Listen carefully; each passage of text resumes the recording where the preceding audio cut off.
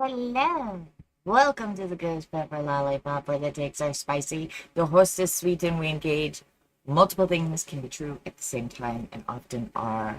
Hello, everyone. How are you doing? It is Thursday. On Thursday, I chat with people. Would you like to chat with me? You can. 720-927-6768. I am here. Hello, dog. I hope you had a good day today. Welcome in. Ooh, hello, Frosty Tools. Frosty Tools was on it today. It's like, I am giving all of the things. But where? Where is the regular? Oh, there it is. Okay. Okay. Bots are botting. Life is lifing. The fan is fanning. The mister is misting. And I am here to chat. So if anybody wants to call in, you don't even have to be in awe. If you are, it just makes it a little more fun, I guess, for everyone to watch. Alright, I'm going to put a thing on my face for a minute. I'm going to. And there's reasons. There are reasons. The reasons are the reasons that I want them to be and are largely of a pain nature that I must meditate away. Oh, I forgot we're not raving anymore. They haven't announced Mitchie yet, so, we can't rave Mitchie yet. Alright. Welcome to the show, everyone. It is Thursday, and if nobody calls, I have some truly cursed content for you. We will have a truly cursed discussion, or a discussion about a truly cursed being that has way too much power in our world. If you would like to prevent a very cursed bit of content, all you need to do is call the number. Until then, how you doing, everyone? How's everyone doing? Ooh, what is it? Well, it is a Christian nationalist, an interview with a Christian nationalist, and it will show how kind of mask off they've gone and how bad it really is what they want to do with Project 2025 and who they influence, who is influenced by this Nazi agenda. So I have some truly cursed content for us if no one wants to call. Some truly cursed content.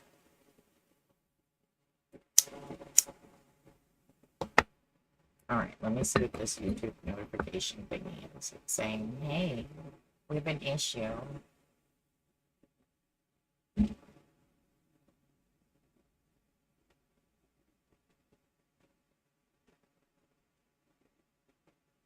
Well, I can't. I'm so sorry, YouTube. I can't. The bitrate has been chosen already, my friend. It's been chosen. It was just a little weird for a second. Okay, it's fine. It's fine. Hello, YouTubes. Hello, Patreon. How's Patreon today? Are you well today, Patreon? Do you have any of the shit asses in? You know, the ones that like to call or put in foul things when we're having game nights. You could have one of those shit asses call in. They could totally prove that you're not chicken poop. We're here for it. We are so here for it.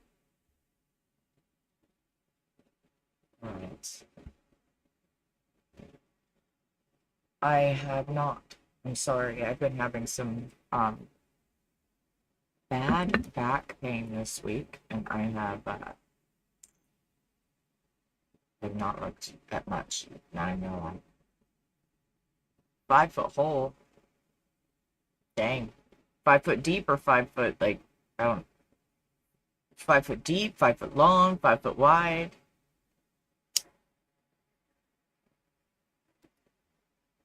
Deep.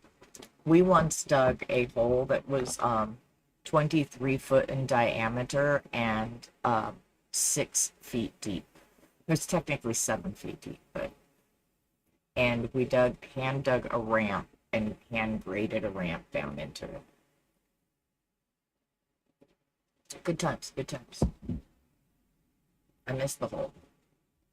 A hole in the prairie was a great place. It was pretty grand. Oh, biscuits. Sorry about the clinkings. Did not mean to clink and clank at you.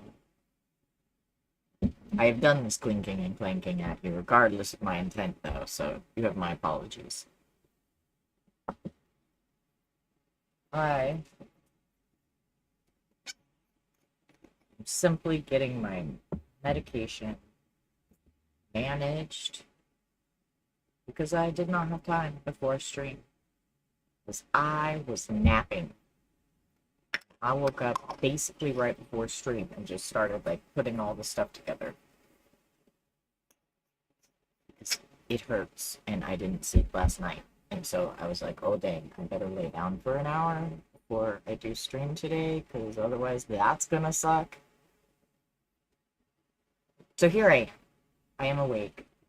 Freshly awake.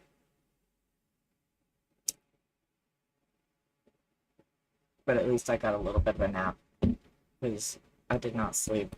I went to sleep last night in the Discord, apparently, with my friend, which, y'all, friends from the Discord, sorry I fell asleep on you. I fell asleep on my friends in the Discord with, like, an earbud in my ear, no less. And, woke up and my offspring had come in and turned off the Discord, and I don't know, I've been up since then. Or maybe since a little while after that. I don't know. Either way, like 3 a.m. It was not good. So I had to take care of my self-care, practice what I'm always preaching at y'all. I hope that y'all are doing good self-care and taking care of yourselves. It's not always easy out here in this world. Oh, hell no, dog. Black Widows? That's cursed.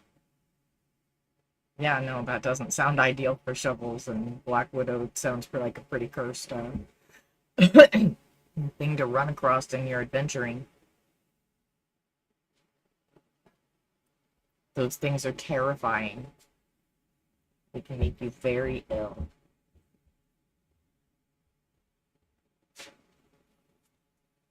Okay.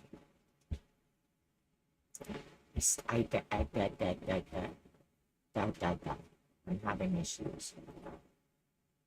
Having issues getting my brain to brain right. There we go. There we go. Now I've got all the... Okay. When I'm doing this thing, I have, like, every platform up, right? Every platform that I'm on, I have it up so that I can get to the chat. Why? Why do 3 of them insist upon there being a stream preview? Why do 3 of them insist upon taking my faking bandwidth? Like, fuck, I don't need to see a stream preview. I would really actually prefer to not. Like, really.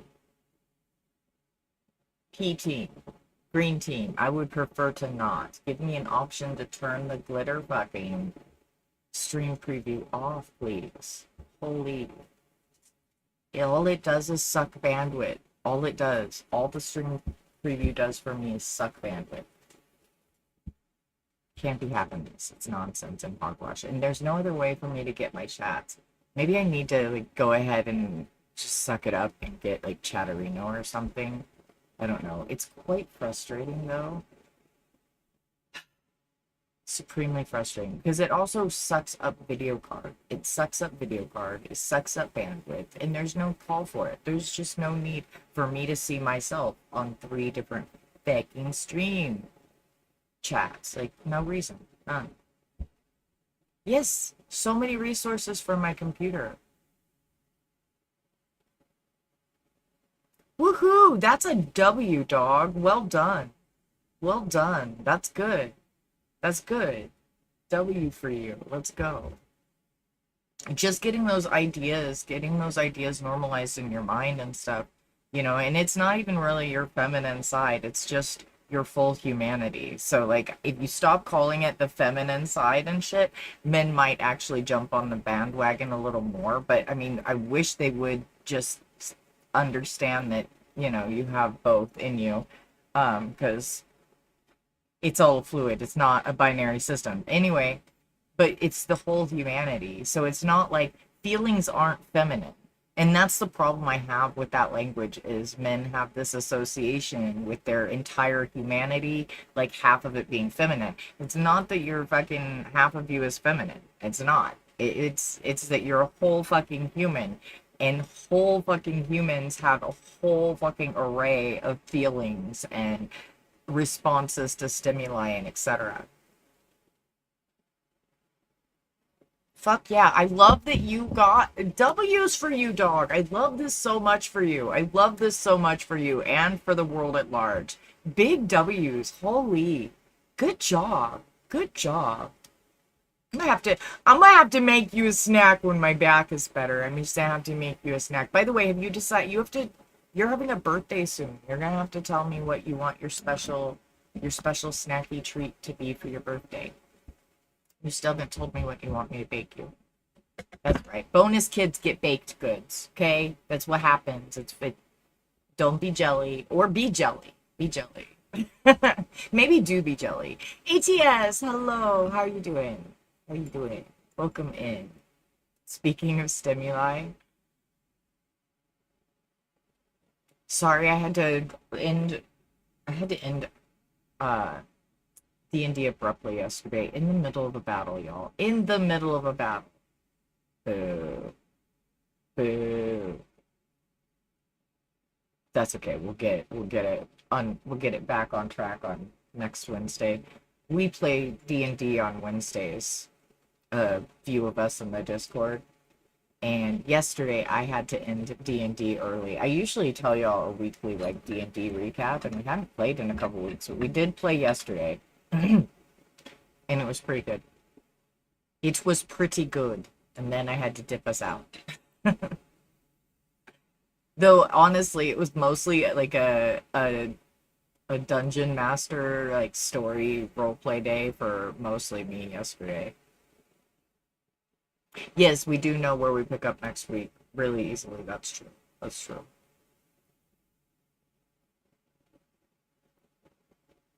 They stormed a castle yesterday, or with full of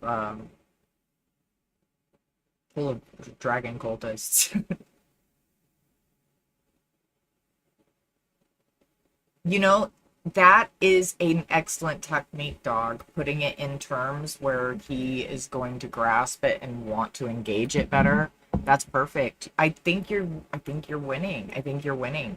And like once we can get men to stop associating all of their feelings with femininity, then maybe we can just be like, "Hey, embrace your entire humanity." I just think that some men, when they hear their feminine side, they immediately check out. You know what I mean? They just like, I'm outie.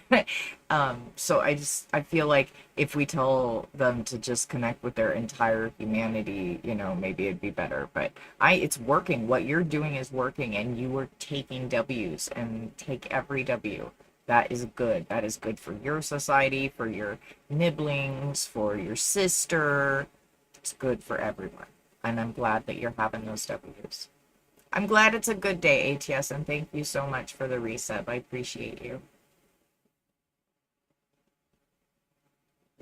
I'm glad it's a good day. Woohoo! Hey, chat. I'm taking calls today. Did you know I'm taking calls today? I am. I am. I'm chatting about things. And if you would like to chat with me to prevent me from putting on the very cursed content that I have to discuss in case no one chats or no one calls, you can call me 720-927-6768 extension 800. Why extension 800? Because Zoom. I don't know, because Zoom. But hey, you can call. You can call. We can have a chat. We can totally have a chat. Oh, I need to move this way. Vertical YouTube. They've got all the things all funky dunky, and I'm working on it. You have my apologies, but you can go to horizontal YouTube, and it's better there. It's better there. I don't know where to sit with the vertical YouTube. I have a whole vertical like thing set up, but for some reason it's not working when I try to run it. So I have some tech workout to do, and I keep forgetting about it because I have been overstimulated. overstimulated and a little overwhelmed for a minute. I will be honest, that is what is causing me to be not on it. However, I do have cursed content. I have a thing from a Christian nationalist, an interview, and it's a very, it should, people should be more afraid than they are, is what I kind of think. And I know I'm one of those dirty leftists. Me, you can cry about that on the call if you really want to, but so like there's a terrifying phenomenon in the Christian nationalist movement. It's more terrifying than people realize, and they're making things happen at a super fast rate. And in fact, if they don't like your politics, they are gunning to be able to do harm. So they're coming for you and your neighbors.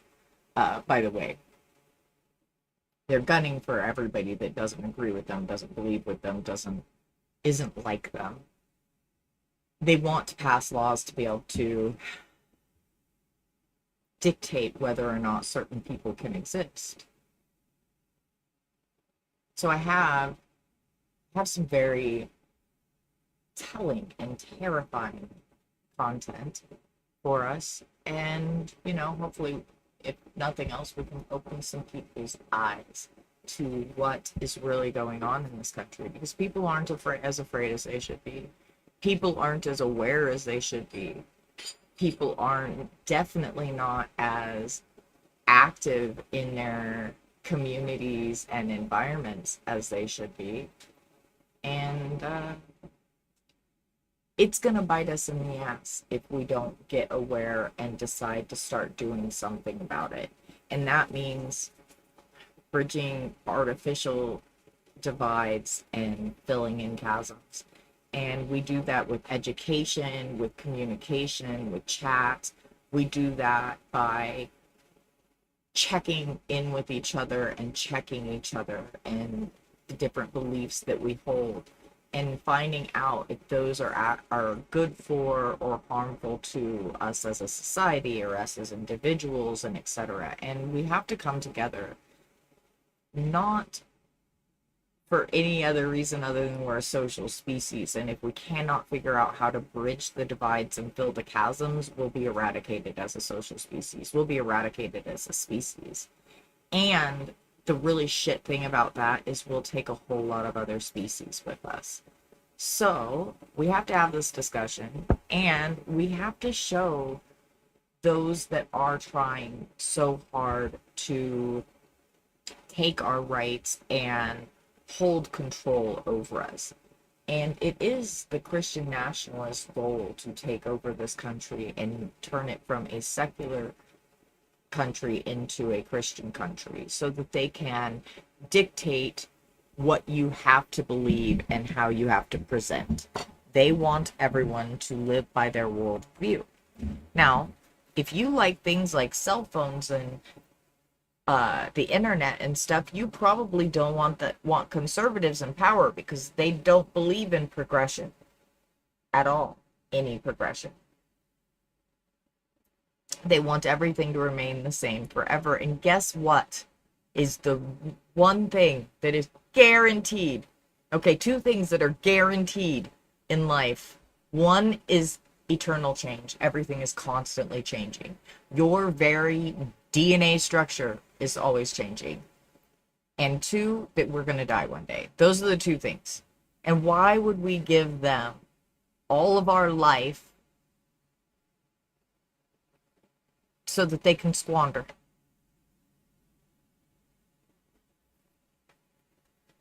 Oh, I could do that. I just it was too hot, and so I had a big bunch of like curly hair, and I went, yep, and wrapped it around the horn.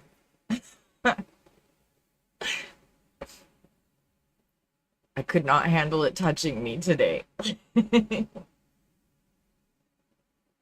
But I will note that. I will note that. Put hair around both horns, not just one. Or It is kind of cool to use the horns as sort of a hair adornment too, though, not gonna lie. All right. On to this cursed content, because nobody is making the Zoom ring. Make the Zoom ring. Come on, have a conversation. That's how we get by this. We decide that we're no longer going to let really weird, gross men control us and dictate how society should be, and we start talking to each other. It's how we get by it. We just start treating each other like people. It's kind of phenomenal that it'll work that way. And the better you treat you, the more you are willing to treat yourself well. And I do not mean in a narcissistic, selfish way. You know what I'm talking about. Don't be obtuse. If we treat ourselves better and refuse to allow ourselves to be spoken to in a certain way, refuse to speak to ourselves in unkind ways, we will refuse to watch others be spoken to in those ways. We will refuse to speak to others in those ways. So, just by treating ourselves better, we can accidentally end up treating the world better and creating a less shitty world. I mean, unless you want some rich man pulling your puppet strings because he thinks he's entitled to, because, you know, he was born with a dick in a rich family. I mean, if that's really what you want in your life. I personally don't. I would kindly like you all to stop perpetuating it as well.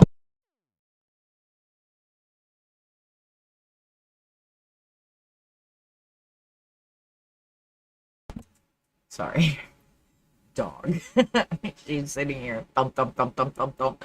It's like, oh, girl, why do you come in here when I start streaming to do that? And she will. She'll come and sit on my rug to do it. Silly girl.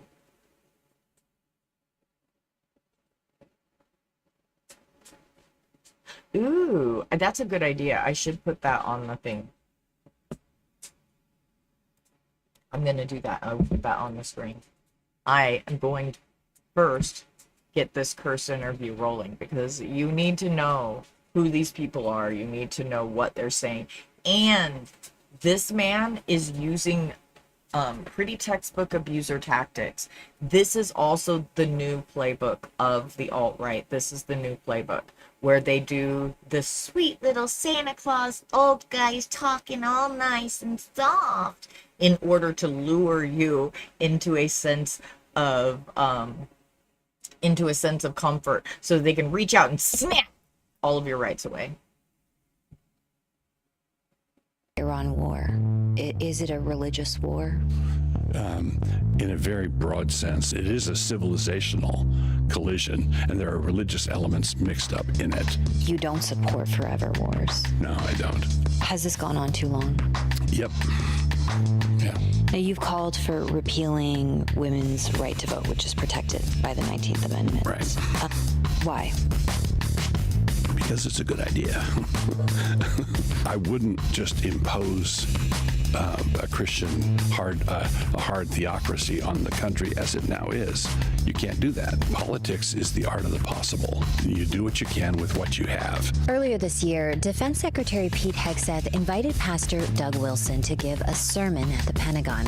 Wilson was invited as part of Hegseth's monthly Christian worship service. The pastor's appearance was controversial. Wilson is a self-described Christian nationalist, and not long ago, his beliefs were seen as extreme, fringe. Today, even though Wilson's church network and followers are still few in number, his teachings, according to religious studies scholars, are entering the mainstream. And that's why we sat down with Doug Wilson here at Christ Church Hall in his church community in Moscow, Idaho. Doug Wilson, thank you so much for having us here in Moscow, Idaho. Great to have you here. Thanks for coming. You know, part of the reason we came is because you've shown up a lot in the national spotlight lately, in part because of your association with the Defense Secretary Pete Hegseth. Right. You were invited to the Pentagon to lead a monthly worship service earlier this year. And I just wondered what that was like to do that service. This interviewer is phenomenal, by the way. I have already seen this interview. I watched somebody else cover it. I do not know this interviewer's name. Lila Fidel. Gosh, my brain forgot her name for a minute. This is Lila Fidel. and she does an amazing job. Hello, Rowan. Welcome home. It's so good to see you. You're in the right place. Look at how awesome that is. I love it so much. Okay. I'm so glad to see you home, Ro. Oh, yes. It is this asshole, Northern Witch. It is this asshole with all of his threats. Now, this guy is the same guy that says women are the type of people that birth people. He says women are the type of people that people come out of. In other words, he believes that women are vessels. He believes that men conquer women, that women aren't, that sex is not a pleasure activity for women, that women are not entitled to and should not be given consideration in sex. He believes that women are a thing that an animal, a beast for men to conquer and rule over. Now, he does some very, very key things. He is going to he's going to turn on the charisma and become the grandpa guy. He's going to be that, that guy that you imagine playing Santa in the mall. He's going to try to do that, but I need you to look past that. I need you to look past that to what he's saying and what he really wants, because that nice guy is an act. This nice guy thing that you're about to see is an act. This is how he lures people in so he can steal their rights away. This is how he lures people in so that he can shame them into doing a self-abuse cycle to make him be more powerful, feel more power, and wield more power. And Lila Fidel handles this so well. In this hall of power. So there's a certain element of it that is kind of trippy. Mm-hmm. So I'm a pastor in North Idaho. Yeah. Now, he's going to play also, he's about to do a thing right now where he downplays everything. He's going to downplay the size of his church. He's going to downplay his influence. And there's reasons for this that we're going to discuss when it gets to them. But I need you to know a thing. And, well, okay, the reason is this. This is Pete Hegseth's pastor. This pastor is who is influencing Nazi chess bitch. This guy is the one behind helping pull the puppet strings of the men that are dropping bombs and trying to take our young men and drag them into a war so that rich men can wield more power and steal more land. Right. And that is not downplaying it. He's going to downplay it like, I'm just a little pastor. I can't believe you'd think that I have any power. I just talk about God is all. That's what he's going to play act as. And this is the same man that says that women are just a thing to conquer. This is the same man that says women are the kind of people that people come out of. Filthy piece of white supremacist. Disgusting. This should be flushed down the toilet. You would expect. So there have been some twists and turns along the way. So yes, trippy is a good way of putting it. Suck my ass. Did you you said I didn't expect. Trippy. You're tripping is what you are. Well, it was a very well-run service. About 300 people there that came. I noticed that the morale. Oh, also, by the way, hey, Christians and others, I'm more of a fucking pastor than this fuck.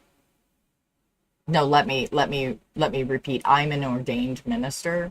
I'm an ordained universal minister. I actually studied, I read the Bible and shit because I went looking for God.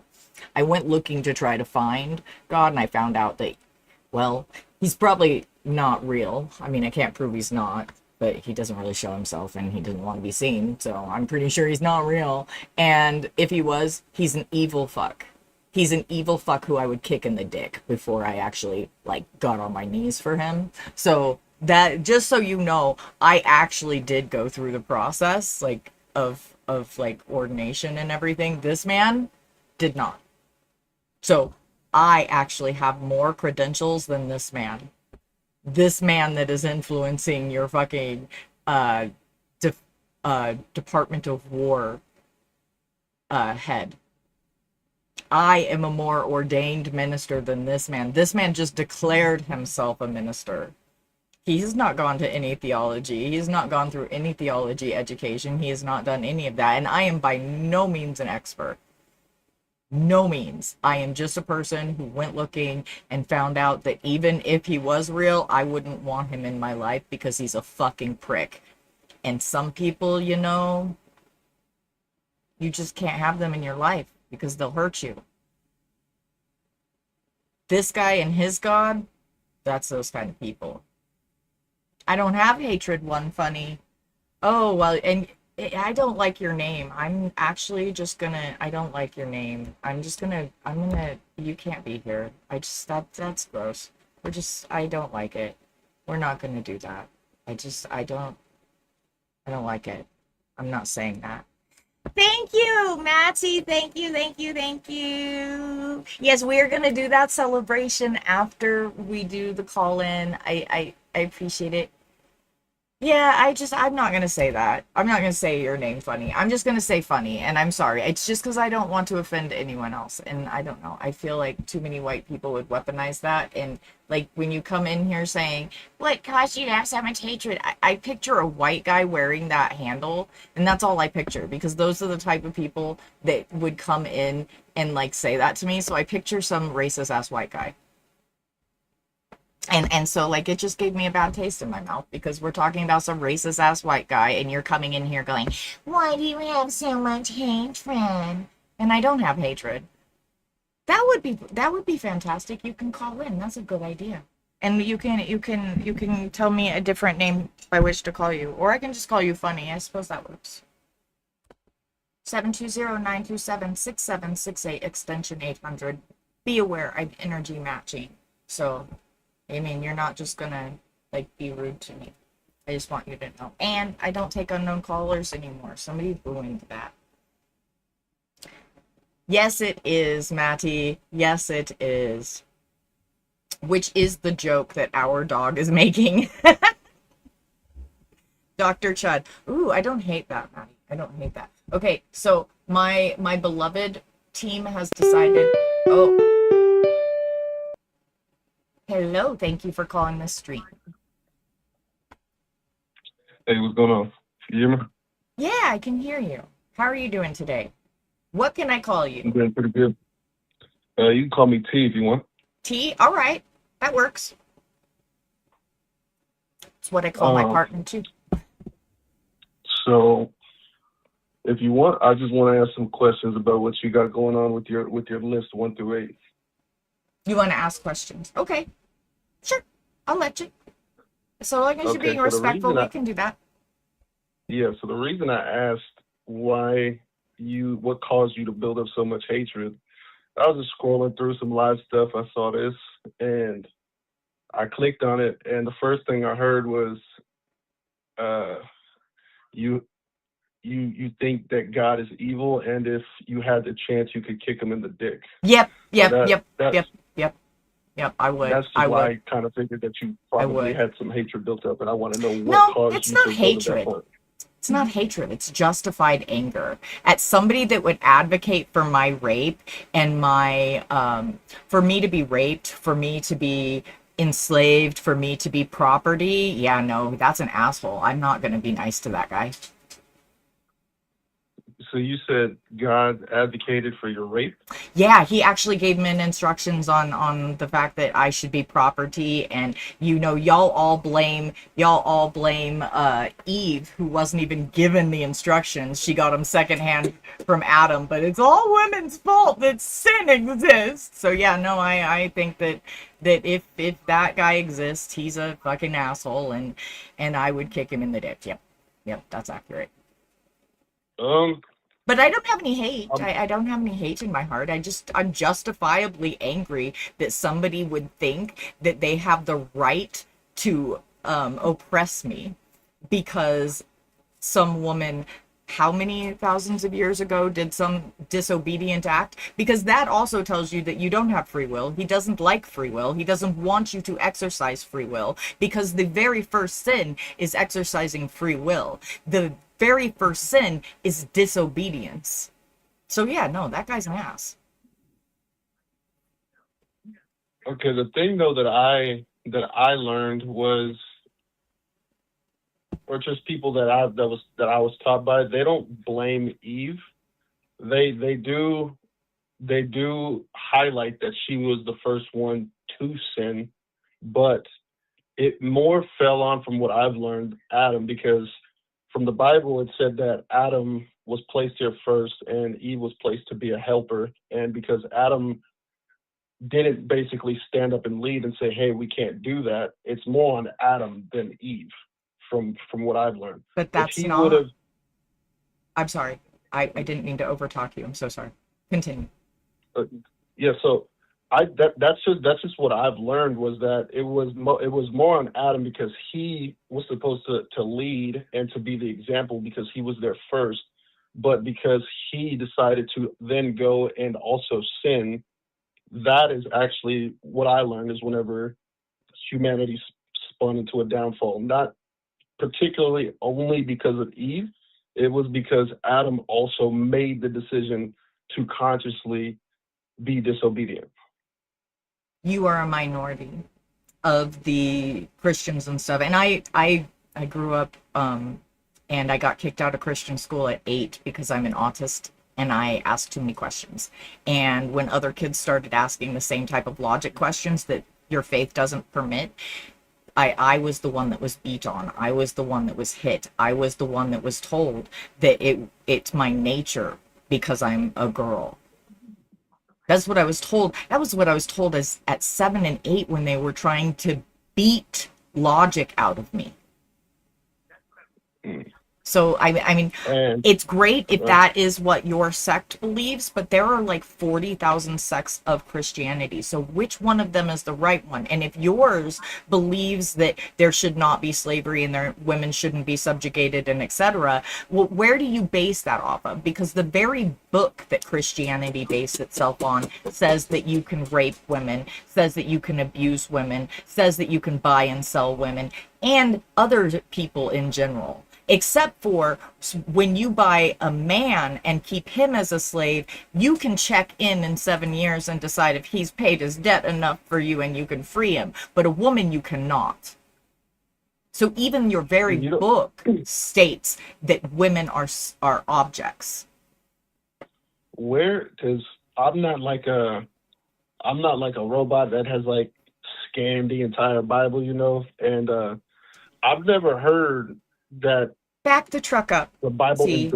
the what? Back the truck up for a second, T. You haven't read the book that your belief structure is based on? No, I've I read the need. book. I'm just saying I haven't scanned the entire book. I No, don't know no, no. word for You're word saying you every single haven't verse. scanned. That scanned would mean just glancing over. I have you read your book cover to cover? Have you read that book from the beginning to Yeah, the I've end? read Have you most of it, but no, that's not the same. You're basing your beliefs on something that you don't even have a full understanding of. That's what you're telling me. That you just believe it. You don't even have an understanding of where the structure comes from, what is actually ordered in the book. I read it cover to cover and I have it all accessible, some of the stuff, and I look at it regularly. And I am not a person of faith, but I look at your book. I examine what it's saying and what it means because I need to understand y'all and what your belief structure is. And when I come up in conversations with y'all and y'all don't even know your book, y'all don't even know where this person that you believe that you should not experience any joy in this life in order to bow down and obey him, you don't even know him. But you so want to I tell me would say that I'm wrong and I'm full of hate? no, That's I didn't ever wild. say you're wrong. I just asked why it seemed like you had so much hate. But if Well, you I know think the you should entire take book, that back. I don't say I know the entire book. I said I've read the entire book and I can tell you where the things I'm talking about are in many places, but they're in more than one place. But I think you should take it back that I'm full of hate because I am anything okay, but. I I'll think take it that was back that very you're full of unfair. hate. Thank you. I Where appreciate does that. where does the Bible say that it is okay to rape women? like what Okay, scripture and verse that he says let's this go. is okay to do? Let me grab a couple of them for you. I have to pull them up real quick because I don't have them memorized. I don't I don't have them memorized. However, I can grab them. And there are multiple. Unfortunately, there are several places where he advocates for rape. Let's see. So, um, Judges 21:10 to 24, Numbers 31:7 to 18, Deuteronomy 20:10 to 14, Deuteronomy 22:28 to 29, Deuteronomy 22:20 to 23 to 24, Samuel 12:11 to 14, Deuteronomy 21:10 to 14, Judges 5:30, Exodus 21:7 to 11, and this one's particularly heinous. This one's particularly talking about keeping women as sex slaves and taking them as little girls from places that you conquer. And Zechariah 14:1 through 2. Which one of those would you say out of like is the most heinous, the one that explicitly says that God says it's okay to rape women? The one that says that it's okay to rape little girls, probably there's a couple of them, but Exodus is pretty disgusting. Exodus is pretty gross. But every one of the ones that I told you, plus Judges is pretty heinous too. Yeah, no, all of them. All of them say it's okay to rape women. All of them give an instruction manual on how and why you should be able to. So all of them. But the ones that say that don't just advocate for women but advocate for the rape of children, I would call probably the worst. And I don't know, that would be a couple in the one in Exodus, a couple in Judges, and I think one in Deuteronomy, if I'm not mistaken. Could you read one verbatim where it's advocating for that? When a man sells his daughter as a slave, she will not be freed at the end of 6 years as the men are. If she does not please the man who bought her, he may allow her to be bought back again, but he is not allowed to sell her to foreigners, since he is the one who broke the contract with her. And if the slave girl's owner arranges for her to marry his son, he may no longer treat her as a slave girl, but he must treat her as his daughter. If he himself marries her and then takes another wife, he may not reduce her food or clothing or fail to sleep with her as his wife. If he fails in any of these three ways, she may leave as a free woman without making any payment. And that is what verse and Exodus 21, 7 through 11. Exodus. You said 21, 7 through 11? Yes. Okay. Yes, Maddie, almost like slavery was justified through religion, and actually almost like the Bible gives instructions on who you can enslave and how in Leviticus. The laws of Moses give you instructions on who you are allowed to enslave and how. But the thing that I would say to that is Exodus is a book of the Old Testament, and the New Testament is about Jesus, and that's when he comes back to proclaim the new. Oh, that's where I'm gonna have to stop you, because you're wrong. Jesus said he did not come to change one jot or tittle of the law, which one word or punctuation mark of the law. He came to fulfill the law. So no, he came to remind you that the law is intact, and he means to hold you to it. No, that you're wrong. That's not what it says. Okay, so whenever Jesus came and spoke to the Pharisees and said that, like, them saying that everybody's unclean and then that they're taxing people and using that his temple as a place of like trade and whatnot, which was all in the Old Testament, and he threw the tables over and he called the people, the Pharisees, brood of vipers. How will you escape punishment and how will you escape hell? Because he told them, with the way that you're doing it is wrong. You are taking basically the holy place of what is his father's house, and you're excluding other people by telling them that the women can't come in, the men can't, or the low-born men can't come in. Only the Pharisees and the high priests are allowed to go into the holy temple. And Jesus literally went up to the Pharisees and said, this is not how it was supposed to be. You guys took this way too far, and the Jewish people were actually the ones that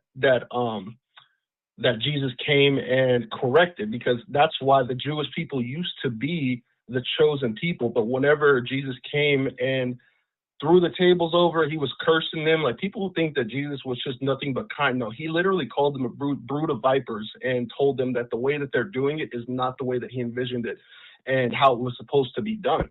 Yeah, he was a And he said monster. that this He was a is a monster new way, too. and that's why the Jewish people used to be the chosen people, and they are no longer. It's now anybody who accepts Jesus into his life and proclaim him as the Savior, you will be saved. Wrong again.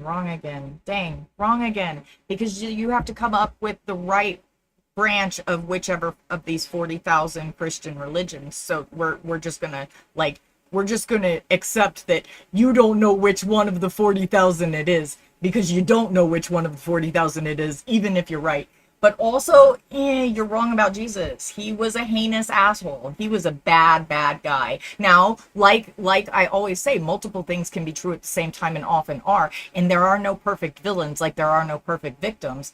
And he was not a perfect person by any stretch of the imagination. Jesus says that he has come to destroy families by making family members hate each other. He has come not to send peace, but a sword. Matthew 10:34. Jesus says, don't imagine that I come to bring peace on earth. No, rather a sword. If you love your father, mother, sister, brother more than me, you are not worthy of being mine. In other words, you should love this person that you don't interact with, that doesn't engage with you, that is not in your daily life, more than your life itself, more than the people who give to you on the daily, more than the person who brought you into the world. But because this guy's ego is so big that if you love somebody else more than you love him, you're committing a crime, because this is a true narcissist. And just like Orange Joffrey, you better do what they want or they will take some rights away or hurt you.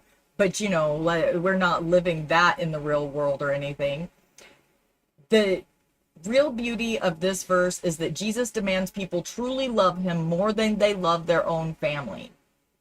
How can we love somebody we can't see and interact with? How can we love somebody who allows children to be raped by men like Trump? How can we love him when he allows women to suffer extreme pain and death having babies because of somebody who disobeyed him how many years ago?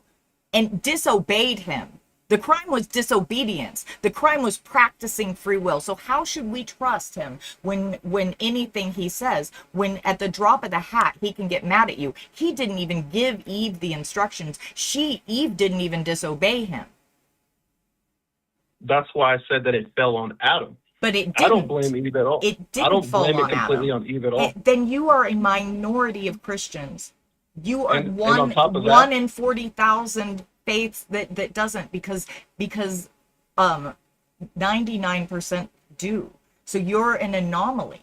And how can you account for most of the sects of your religion, which there are 40,000? How can you account for most of them do blame women and do blame Eve and do say that the first sin was hers? And how do you account for the first sin being disobedience? No, I didn't. You already answered it.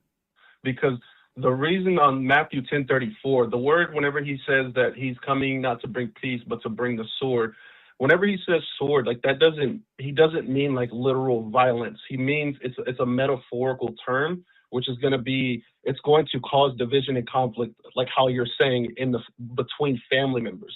Because yes, you are supposed to love Jesus more than your family members. That's gross. And that is what some people will either accept or reject.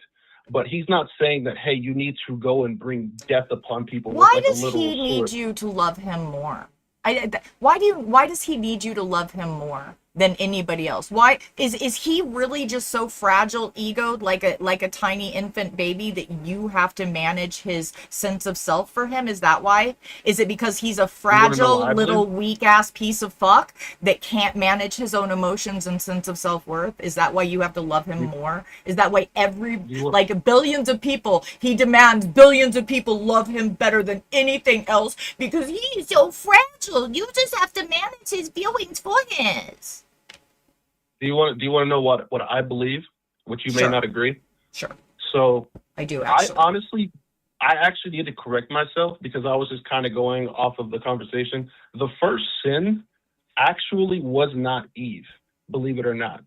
It was actually Lucifer. And the first sin was rebellion because the Bible, the way I was taught was that the Bible teaches that God, Jesus, created everything, but he started with the angels, and Lucifer had the sin of pride, and he believed that he was better than God. And he wanted to rebel because he thought that he could do it better and could actually be higher than God. So he cast Satan down, and I forget the name of the verse, but it said Jesus said that he saw Satan fall from the heavens like lightning. And the reason why I believe he wants you to learn, or he wants you to love him more than your family or more than anything, and this is, like I said, this is what I believe, is because he gave the people free will.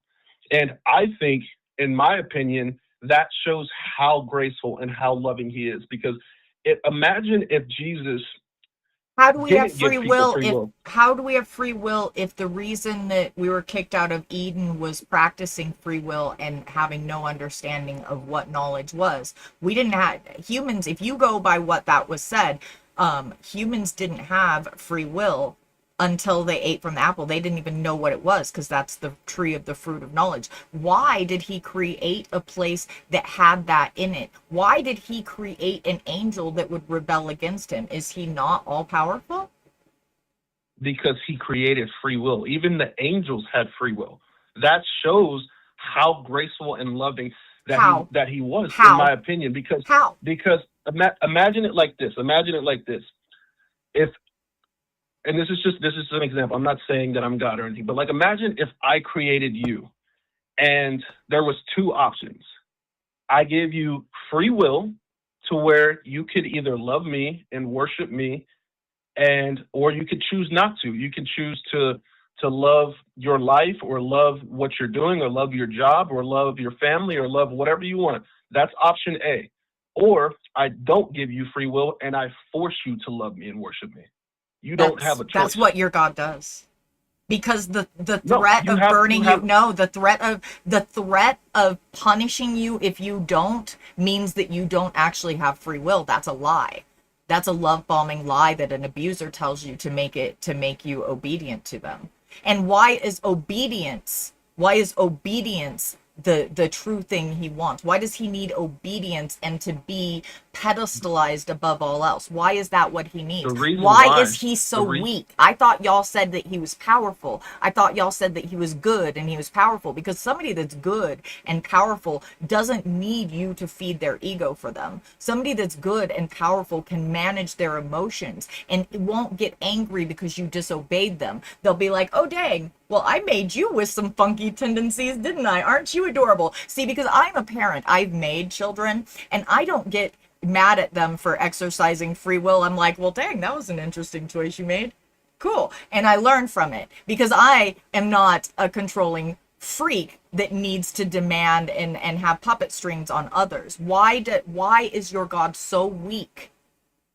And is he all powerful and all knowing if he does these things and he has to be held to and lifted and have his feelings managed through adoration? Why can't he just be like me and do a little self-reflection and be like, well, dang, I may have messed up when I did that there. I should probably next time maybe put less salt in that. Why can't he do that? Why you can't he do that when he you screws do you want to something know up? why? Instead of deciding that he's going to put people in a pit of fire for an eternity. Why is he The so reason weak? why The reason why that I know that he's like that is because God isn't just all loving, all grace, and all like just sunshine and rainbows. He's also a God of justice. But I'm going to tell you How what, is that me with just? what I, How? No, no, no, no. Back the truck up, T. Back the truck up, because if you're gonna drive this truck, when we get to a place where we run into a brick wall, we gotta stop the truck up. We gotta back it up, and we. How is that even rational? let me tell you, let me tell you. So the reason why I think that it's rational and it's just is because you can't go through life just doing whatever you want and living however you want and then think that you're going to get the mighty paradise at the end of it. Like you have like that like everybody would just What do you the, talk? What mighty paradise? What do you? I didn't. I never said I'm, that was a I'm goal. talking about like going. I'm talking about going to heaven. No, that's Like you can't do terrifying. That's more whatever. terrifying than hell. I think that might be more terrifying than hell. I think heaven might be more terrifying than hell. I think heaven's the scariest place I can fucking imagine. The scariest place I can imagine. The only reason that I say that is because, like you said earlier, in like a point was, why do elites like Trump or the Epstein, why do they get to rape little girls and have that free will to do whatever they want? Well, the thing is, what I believe No, no, is no, that's not what I they're said. not going to be able to do whatever they want. What's going to happen is once they die, they're going to receive justice. I You don't can't agree. go around doing whatever you want all the time and think that you're just going to be able to go to paradise. Like There you is no have to have paradise. some. There is no You paradise. have to have There some. is no You have to have some paradise, type. T. What your heaven is not a paradise. That is a horror novel. They have to scoop everything that is you out so that you don't remember the people you loved that didn't get into heaven, because you're not allowed to suffer there. So they have to scoop the parts of you out that loved people that went to hell. They have to scoop the parts of you out that disagree with any of the laws. They have to scoop the parts of you out that are you. All you are is an empty, fluffy cloud that has to sit there and do God's will and be fluffy and make sure that he is happy and properly stroked at all times. That is terrifying. Have you listened? Heaven is not. Have you? Heaven is a terrifying place. What do you think? What do you think happens to the parts of you that would suffer at missing somebody, at somebody you love? Are you just going to be happy if your child ends up in hell? Are you just going to be like, well, God was right. I'm so happy they ended up where they belong.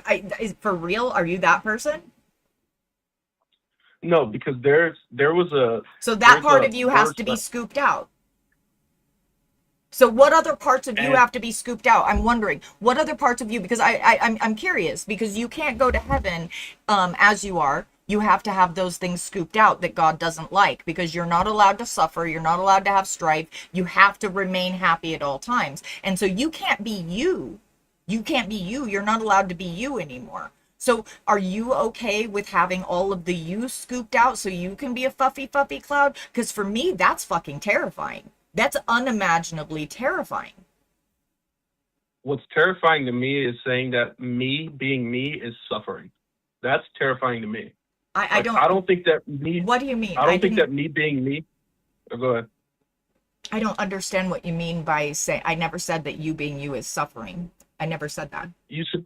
I said said that, I said there would be parts of you that would have pain and suffer pain if you were separated from people you loved, and you knew that people you loved were going to this place and being burned up all the time. Like the moment you thought about that, you would be sad and you would have these emotions that aren't allowed in heaven. And so they have to scoop that part out of you. I'm sorry if I was if I didn't say it right the first time. Okay, so the reason that I think that would be basically necessary is you had the free will to choose. So if you But have don't. the free You will, don't have the free will to choose. You don't. You either choose to stop, to cease to exist, so that you think is going to heaven doesn't even get to go to heaven. You don't get to go to heaven. You don't get to go to heaven. Only the parts of you that he approves of gets to go. He scoops the rest of you out and does God knows what with it, because, you know, we don't get to know what he's doing. So he scoops all the parts of you that he doesn't want in his realm out, but you, it's only parts of you. So, like, how is that more appealing? Because you don't get to stay you, because the parts of you that would be sad have to be scooped out. The parts of you that would disapprove of something have to be scooped out. The parts of you that would miss people would have to be scooped out. And aren't those parts like part of you? Isn't the love that you have for your family part of you? Because those people that you love that don't go to heaven with you, they have to be scooped out of you. Because you're not allowed to hold them there. You're not allowed to suffer. You're not allowed to feel that pain. And so they have to be removed from you. That part of you has to be taken out.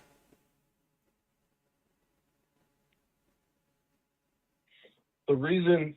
Otherwise, you'll ruin everybody else's fluffy cloud time. Yeah, the reason that I think that that you have to go through that type of situation is really just because you don't have, like, you don't believe that we have free will. And the fact that you have the choice, like how you're saying, back that the truck up. That's not what God I said. That's not what I said. That's not what I said. I You said don't- God so does you- not. you- I said God does not hold free will into esteem. That God does not want you to practice free will. I didn't say that we don't get to make choices, and so I Okay, didn't so say you that. agree that we do have free will, though, right?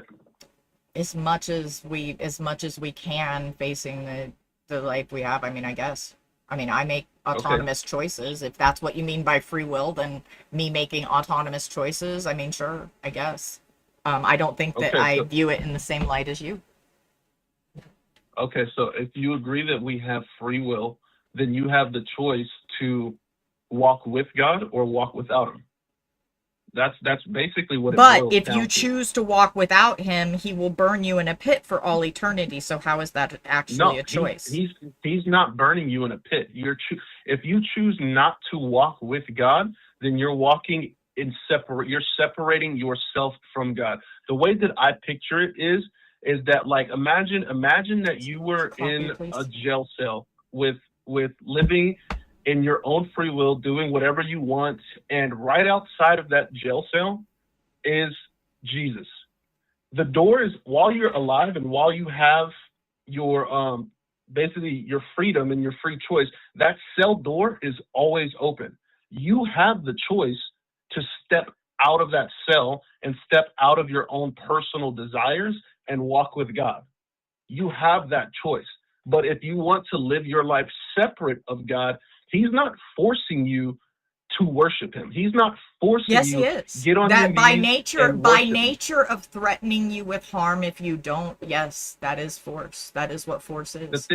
That is the what thing force is, is. he's When not- you no, hang on, back the truck up, T. We have to go through a logic. We have to go through a logic thing here. Okay, so let's say I have tied you to a chair. Okay, I have you tied to a chair.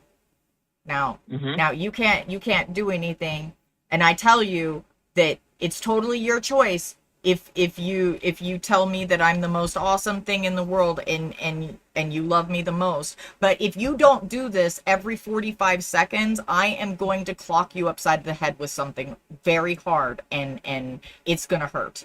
Okay? Now, do you actually have a choice whether to tell me what I want to hear? Or are you going to tell me what I want to hear? Yeah, I'm sorry. I'm so sorry, T. Are you going to tell me what I want to hear so I don't clock you in the head with something really heavy? The thing is Are you just gonna sit there and let me clock you in the head repeatedly? Or are So the you gonna thing tell is- me what I want to hear? The thing is, where I think that we have No. a disagreement. I haven't. I need an answer to that. I need an answer to that. I need you to actually think through the question I've asked. I have you tied to Yeah, a I'm chair. thinking through it. I'm gonna. Okay, but I'm no, gonna I answer want it. to I'm know gonna- the answer. I don't want the platitudes. I want to know, are you going to tell me what I want to hear so I don't hit you in the head, or are you going to let me clock you in the head repeatedly? That's all I want to know. That's the only, I just want the answer to that question. We can go forward and you can say what you need to after that. I will allow you. I think I've shown that. But I really do need you to honestly answer this question and not try to fluff around it. Don't try to go around it. Don't try to dance. Okay. Are you going to let me clock you in the head? You will continuously get clocked in the head. You will continuously get clocked in the head. No. That's not answering my question. That's not answering my question. You haven't answered my question. Are you going to tell me, Pepper, you're the greatest thing in the world. I love you so much every 45 seconds so that I don't clock you in the head? Or are you going to let me clock you in the head? No. And the reason why is because so, wait, I have no gone which. through... No, you're going to let me clock you in the head, or no, you're going to tell me what I want to hear? No, I'm not going to tell you what you want to hear. So you're going to let me clock you in the head over and over and over and over and over again? That's literally because what I've been your through. God, your God is saying that if you don't stroke my ego, if you don't tell me I'm the best every 45 seconds, if you don't love me more than you love anybody else, even the person that you share your life with, even your children, that I'm going to set fire to you. I'm going to hurt you if you don't love me. So, and you're telling you're telling me that you would choose to be clocked in the head repeatedly if I did it. But you're choosing to tell this other guy. And is it because you imagine he's a man? I'm just curious. Is it because you think he's a man? Is that why you're willing to like get down on your knees and like stroke his ego real good? Is that why that you'd rather take beatings in the head from me and just let him trample all over you and tell you you're a bad boy? No, I said no, I wouldn't tell you that. And the reason why is because I've literally been through that. And what I was going to say earlier is I don't believe that it's God that is tying you to that chair. I think it's the evil that's tying you to that chair. Who created the evil? That's where I disagree, because who created the evil? Who created the evil? God created angels with free will. So he created the evil.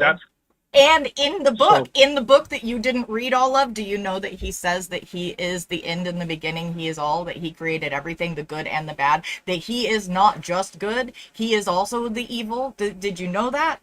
Did you understand that even your God says that he created evil, that he is the evil as well? Hang on. Let me find it. Where did he say that? I don't have it. Where did God say he is evil? But that's what I was saying to the way you framed that question is like I didn't agree with the way that you Isaiah framed that question. 45:7. I form the light and create darkness. I make peace and create evil. I, the Lord, do all these things. He is telling you he is the evil. He made the evil. He is the evil. He controls all things, does he not? That's what he says. I make peace and create evil. I, the Lord, do all these things. He's the one that created. He even tells you, I form the light and create the darkness. I make peace and create evil. He made all of the evil. So he's evil. Even he says so.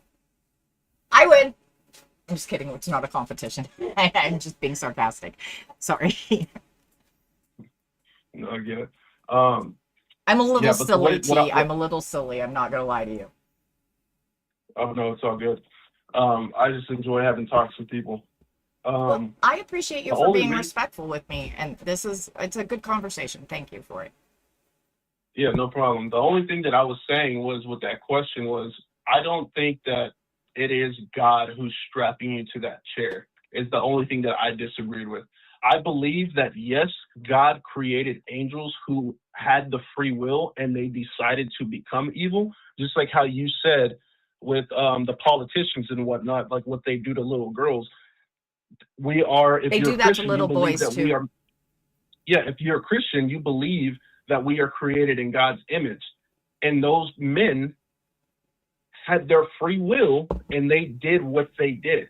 Now, I don't think, like, just like, because, like, no, not all men are all good and not all women are all good. Nobody's perfect.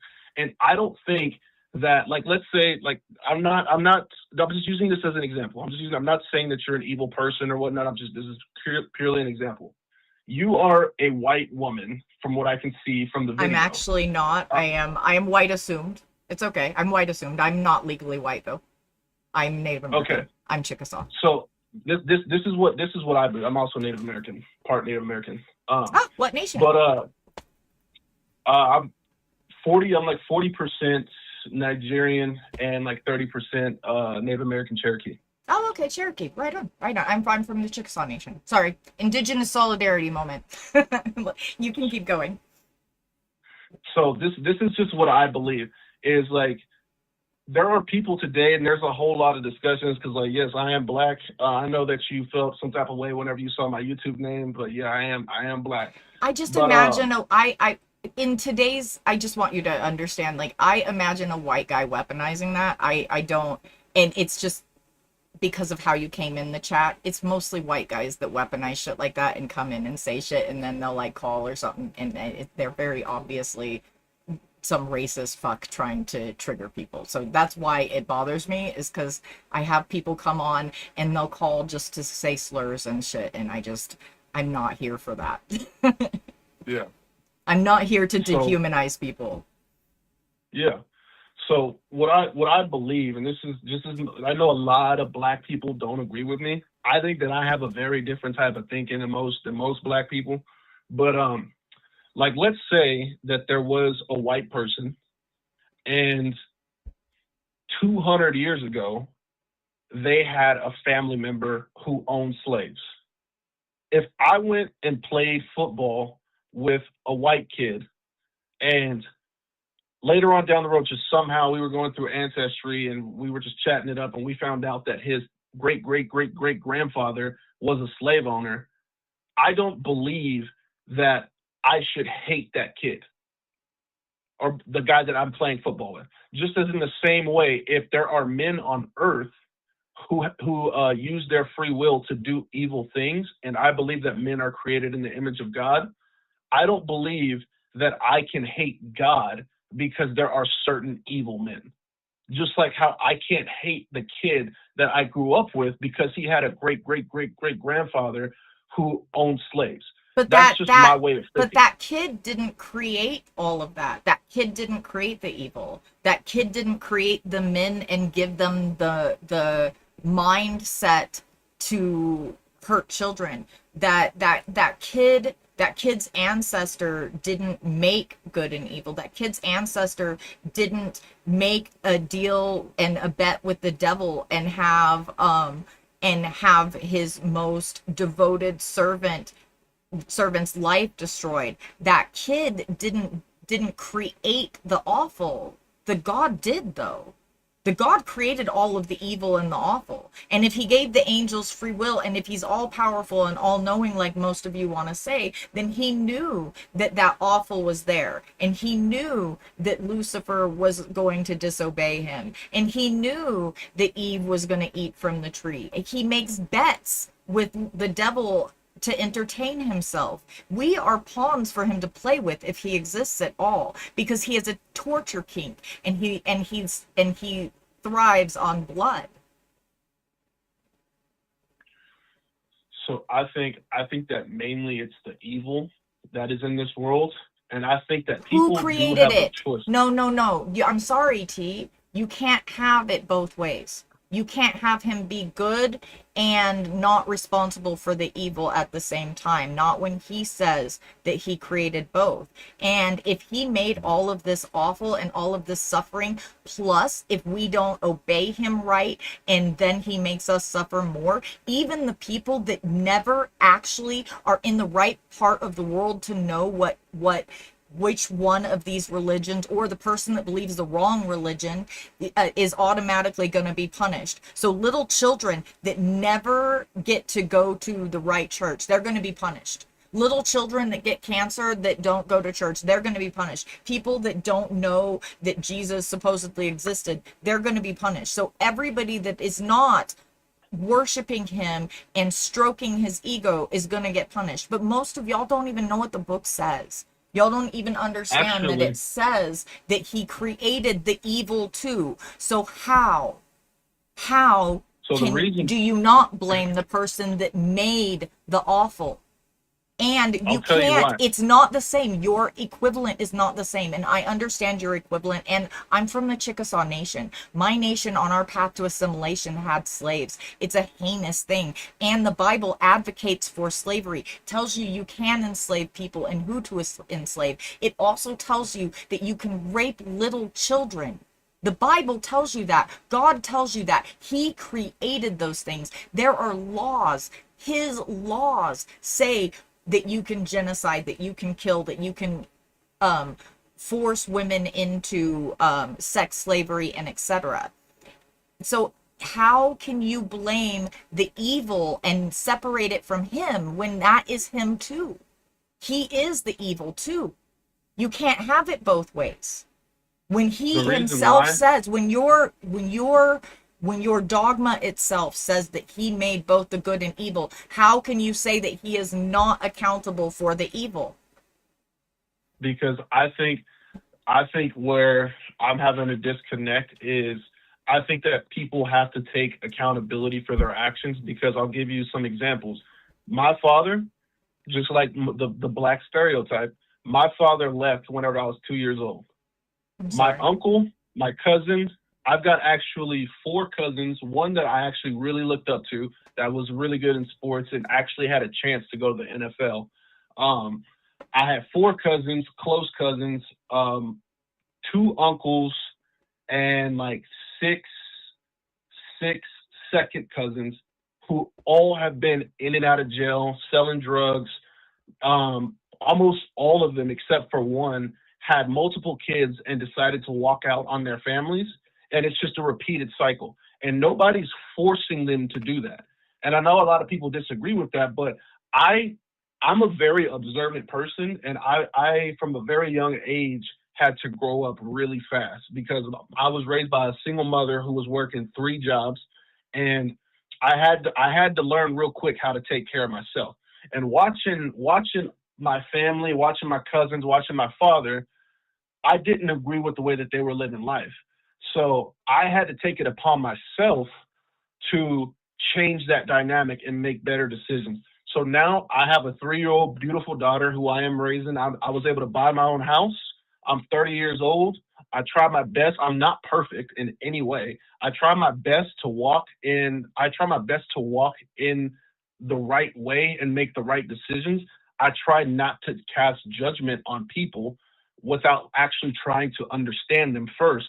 But at the end of the day, I could have just said, "Hey, like I have no choice in this. I'm doomed. Everything is set up against me. I could just sell drugs like my cousins. I could probably end up in and out of jail, in and out of prison like my family. I could decide to walk out on my girl and not raise my children if I want to, or I can make the conscious decision to be able to do the right thing." And the reason why I say that is because it always comes down, in my opinion, to people have the choice to write their own path. Just because there is evil in the world, and yes, I believe that God is all powerful and all knowing, and I don't understand fully if he said, "Hey, like I'm going to create Satan to to basically be able to create a punishment for people who don't worship me." The way that I was taught was even the angels have free will, just like how I have free will to raise my children, to work hard, to do what I got to do, and make the right decisions, to not end up in the circle death loop that has been haunting my family for at least I know of 3 generations. Like I am, besides actually my mom was the first one. My mom was the first person. My mom was the youngest of 8 siblings, and she was the first person in my entire family to get a college degree. My sister was the second. I was the third. My sister's 2 years older than me. And I'm not saying that I'm better than my family members, but I'm saying that I will say that I definitely did make better choices, and they have the opportunity to make better choices. And that's all I'm saying is you can hate everybody, and you can point fingers and say that this is how it's set up. There's no avoiding it, and or you can literally just decide to make better decisions for yourself and for your family. And the reason that I think that that is the better way to go about it is because I look at the state of the world, and if you literally look at what's going on in a lot of different places, a lot of the stuff is like there. I honestly constantly do try to look up and learn more about the Bible. Like I said, I don't know the Bible word for word, but I haven't found one single piece of evidence that disproves, one piece of archaeological evidence that has disproved the Bible. Oh, we So have that's so why I much of try that. to. We have so much of that. And it may be where you're getting your information, but I just want to stop you for just a second. I want to commend you on your resilience factors in the face of generational trauma. Like I said, I'm from a Native American family, and the generational trauma is real. Those things are pressure cooker things, and we all react to trauma differently and different things. And you must have had some really amazing resilience factors, and I love that for you. Big W's for you and your family for being able to break some of those cycles. My family hasn't, unfortunately, broken a lot of our generational trauma cycles, but that's one of the reasons I'm here, to have these conversations and to try to help us all like kind of break those cycles. And I love that you have made so many choices for yourself and done so much for you and your family that you can be proud of. That is W's, big W's to you. That is fucking awesome. And that's hard in the face of the way that this society is. I honestly, I really don't, I can't reconcile the Christian God with good things. I can't do that because of all of the bad things. I can't do that because white men said that it was manifest destiny for them to come and slaughter my people. Literally, they came in and they would move out the defenders of the nation and come in and slaughter babies and stuff. That's how they got us on the Trail of Tears, was they murdered and raped babies in front of us. And these were Christian people. So I have a lot of ill will towards Christianity in general. I don't hate anybody. I don't actually hate anybody, or I wouldn't be here. I mean, I'm not gonna lie to you. I don't. The reason I'm having these conversations is because I fucking love people, and I love people so much, and I love your wins so much that I want you to take those wins. I don't want you to give those wins to somebody that does not deserve the credit for them, that did not do any of that work. You did that work. You went through every one of those hard moments, and you survived every hard moment and found the resilience to go and be something bigger and better. You decided that you weren't going to leave your kid, that it was too important to you, and you're there with that little baby, and you are showing her, you are the one showing her what love is. You are the one giving her resilience. You are doing that. You are doing that, and that is beautiful beyond all reason, and that is epic. And I want you to have your W's. I don't want you to give your W's to somebody else, because then maybe you're going to be blind to something really amazing in front of you, or maybe you're just going to deny yourself some pleasure or something. There's a million reasons why it can go wrong, but also maybe you'll excuse genociding somebody. And that is the biggest reason that I have these talks, is because Christianity does excuse so many awful things. I think that there are so many beautiful Christian people and so many amazing hearts like yours. Like, you have been an amazing person to converse with. And like, I just want to reassure you again, I don't have any hate. I don't hate Christians. I fucking love them.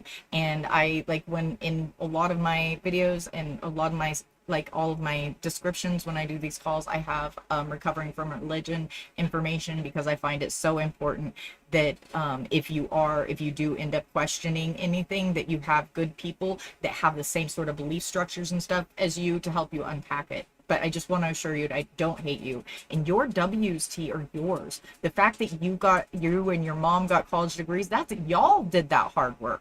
Y'all did that. Y'all went to those classes. Y'all put those hours in. Y'all did that. You did that. Your sister did that. Your mom did that. Your baby is going to learn from you and be stronger and better and amazing because of you. Because you are modeling this freaking excellence for her. You are showing her what it is what you can do beyond that trauma. And not all of us are lucky enough to get that. I came from a very bad family. My mom married a white man who's very abusive, and he held guns to my head and did all kinds of awful things. And he believed that so long as he told Jesus that, I love you, Jesus, I believe you, that he's forgiven. And so he went to his grave being forgiven for holding a gun to my head when I was 3. He went to his grave being forgiven for cracking my skull open 6 to 8 times. He never faced a fucking consequence. That's my issue. This God gets all of the credit for every good thing that you do, every hard thing that you do. You give him the credit for. But you don't give him the credit for the fact that Dale Robertson held a gun to my head at 3 years old, that he cracked my skull open repeatedly with a gun, and he was forgiven for that. And so that's really my issue. I don't really hold an issue with, like, you or your beliefs. I don't want you to give you and what's amazing and beautiful about you to somebody that doesn't deserve that. Because Can I ask talking to one you, question? you're awesome. Yeah, sure. What do I don't really, because like we debated a couple of different points, but what do you believe that there's a God, or like what do you believe? Like, do you believe there's nothing? Do you believe that there is a God and you think he's evil, or do you like, what is your stance on that?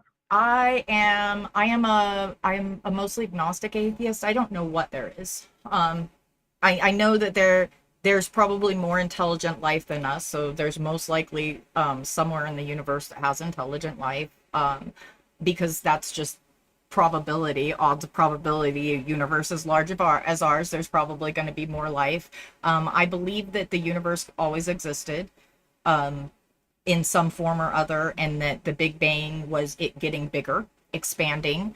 I believe in the things that can be proven, and I don't know the answer to the other things.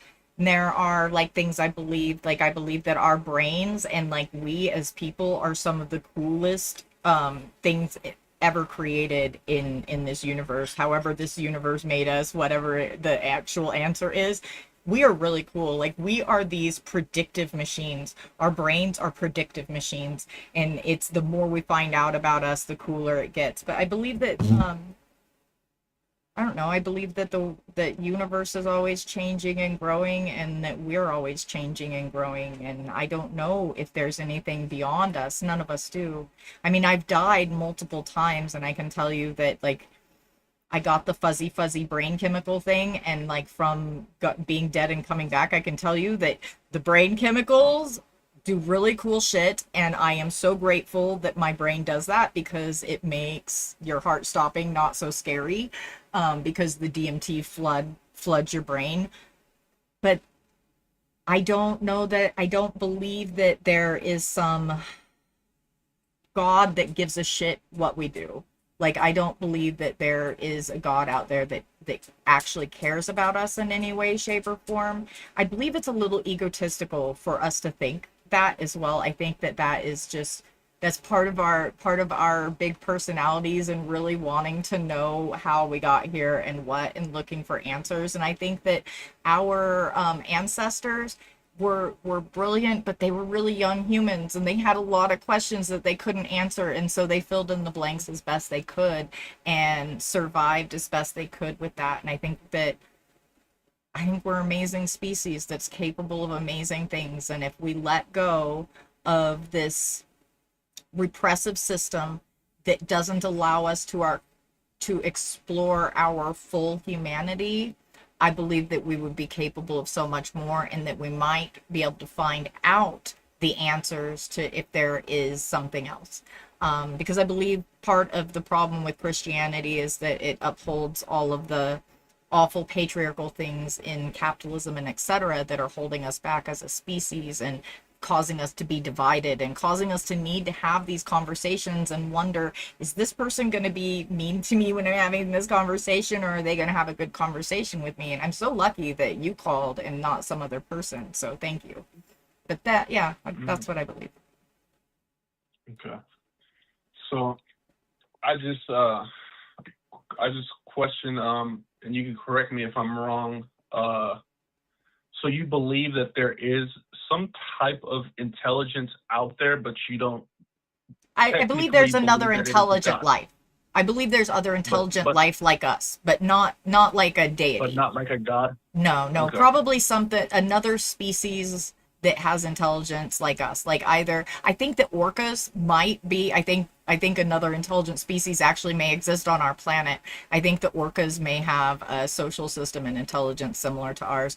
And I think that if we weren't so worried about all these other things, we could definitely find out more about the intelligent life on our own planet or in the universe. But I think there's probably other intelligent life. I mean, just it's really egotistical to think that we are the only intelligent life in the whole universe. Like, I don't believe that. So I believe that there's probably other intelligent life, other sentient beings, but I don't believe that there's a God or a knowing universal entity that pulls strings in the universe. I don't believe that. I believe it's just like a energies that mix and blend with chemicals and cause different reactions. And also, what made you believe, or what did you research to believe that the universe was always here?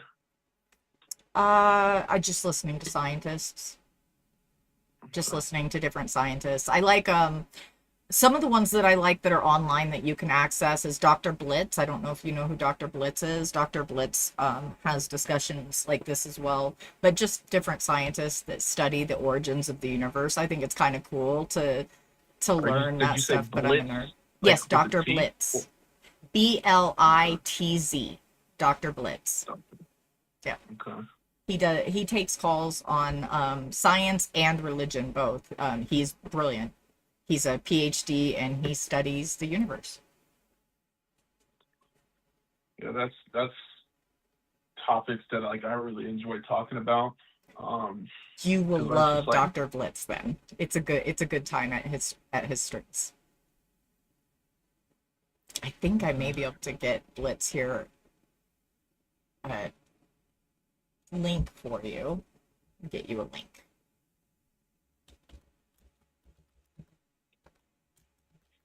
He does physics. He has a lot of really great conversations. Um, he works with a couple of other people as well. He works on the line, and I'm gonna put it in the YouTube chat for you. He takes calls for the line, I want to say, and unapologetic is another place that he has discussions. But he talks about physics and astrophysics and stuff, and it's a good time.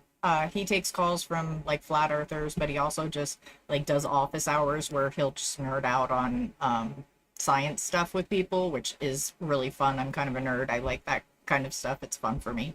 I like to think through things, so I really appreciate you calling today, T. Thank you for calling and having a conversation with me and like being respectful. I really enjoyed this conversation. Thank you. yep, you as well. But I think I got to start getting ready for dinner. But I appreciate the talk.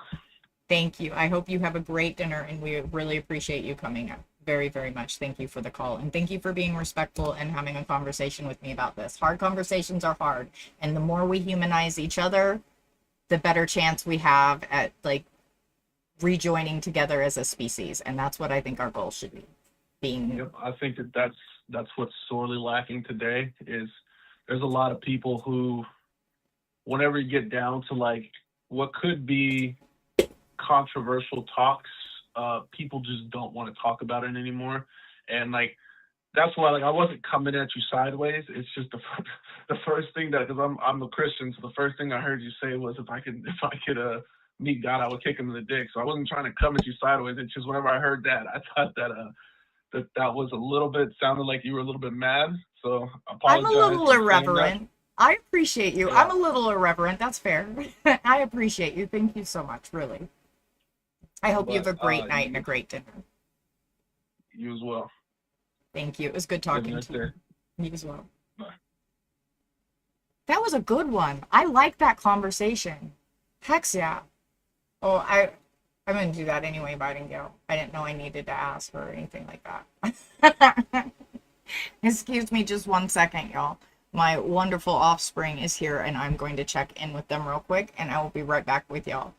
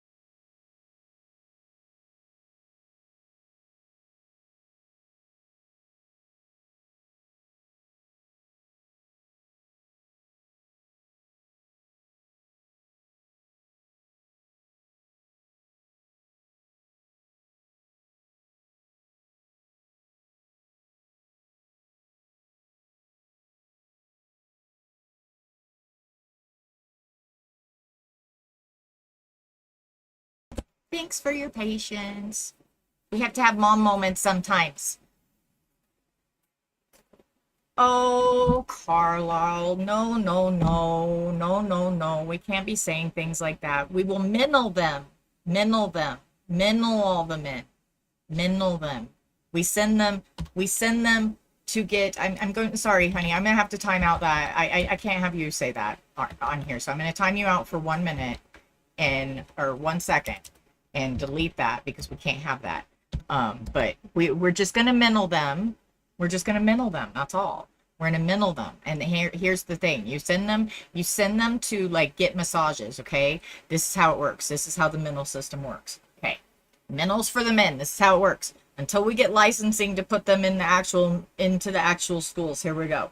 When you need to assign minnle tasks, okay, they have to go get a massage, a pedicure, or a manicure. Something that most of them will think is super femme, okay? That's the first thing. It has to be something that feels really nice. Something that makes them feel like, and they have to listen to some sort of anti-misogyny content while they're getting this massage. And that way they're all relaxed and they're getting all that care, and all the care things, all the self-care things are getting put in their head. And see, they're getting all this squishy stuff, and it's going to feel so good. All that information's going to sink in their head, and they're going to be less shit-assy. See, this is how the mental system works. Remember, massage, manicure, or pedicure. They have to have something that is feely good done while they're getting their mendling education.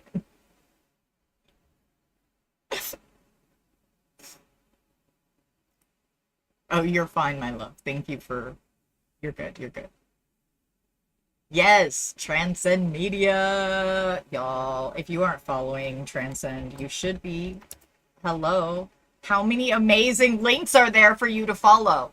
Follow my friends. They are beautiful and wonderful and they do great content. And you know, you can decenter a man just by following one of these beautiful queer people. They're so beautiful. They're so queer. It's so lovely. It's so lovely. Yeah, we are, Ro. Yeah, we are. I love y'all. No, it was Zetetic. It was such a great call. It was such a great call. I feel so lucky. I am really feeling very lucky and very, very happy about that call. It was wonderful. I love y'all. Thank you so much for being here and for rating in. Bitingale, it's so good to see you. I hope that you had a very wonderful stream. I appreciate you so much for bringing your community in to hang out.